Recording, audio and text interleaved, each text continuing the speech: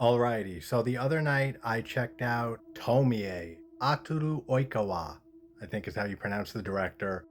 And this is based off a pretty famous manga series that goes back to the 80s by Junji Ito, which I know he's one of the most famous manga writers that there is. I've never gotten into manga. I've never read a manga. I don't think I've read a single page of a manga in my entire life. Same with anime, but anime I gave a little bit of a chance to. I watched what some people consider really good anime films and stuff. It's just not for me.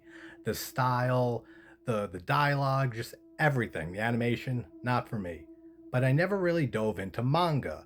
So Ito had this whole manga series, Tomie. He also had his other very popular one, Uzumaki, or Spirals, which also got a movie adaptation, which I had a friend who was big into Ito's work who kept telling me to check out the Uzumaki adaptation. Still haven't, so for those who have no idea about the manga or the source material in any way, like myself, I went into this basically knowing nothing. And I have to say, it's very confusing on the first watch. I threw it on again, and apparently there's like 9 sequels in this franchise. It's a whole big franchise.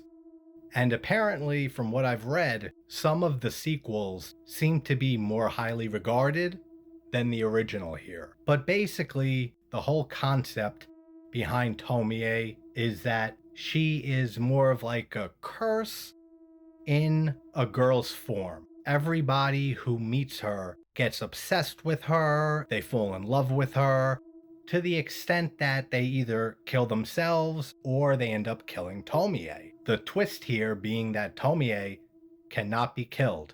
She keeps coming back or regenerates herself.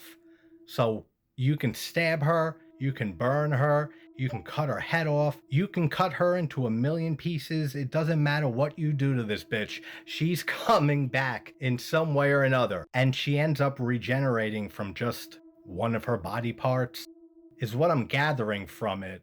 And I think they really heavily expand on all of this in the sequels and the manga, of course. But the story that we have here is we have a character named Tsukiko. I think that's how you say it. I'm terrible with Japanese, and it's been a while since I did this, but this movie stars a bunch of Japanese people, and they do a good job. Specifically, the actress who plays Tsukiko and the actress who plays Tomie. But Tsukiko is having bad dreams and she has repressed memories from, I think, 3 years prior. She doesn't remember a 3-month span when an accident happened involving Tomie. So she doesn't remember Tomie, she blacked out all those events, and now she's seeing a therapist to do like hypnosis therapy to try to bring back the memories. And then we have a detective who I really like his character. He's trying to piece together all these weird unsolved cases about Tomie, same girl, not just the same name. She pops up in like a bunch of unresolved cases dating back to the 1800s. So he's trying to solve the most recent case where 9 students and a teacher either killed themselves or went crazy after having, contact with Tomie from her being in their class. And then Tomie just disappeared. Then he finds out Tsukiko has these repressed memories relating to Tomie, and he tries to find out exactly what's going on. I don't want to give away too much besides all that. It's not told in the best way. It's kind of confusing, as I said, but the mood is really good. The atmosphere and the mood are great throughout this. A very eerie feeling, and just the fact that Tomie exists at all. That's where a lot of the horror comes from. I wouldn't call this a straight horror movie.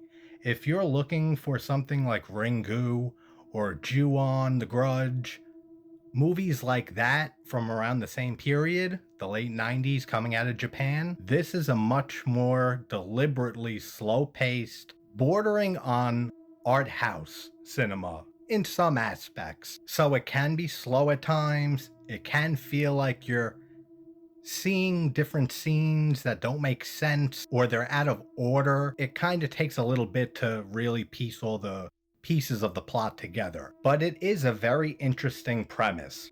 And just for that alone, it's worth checking out. But on the horror side and the scare side, there's not a lot here. The score, though, and the music used throughout it, excellent.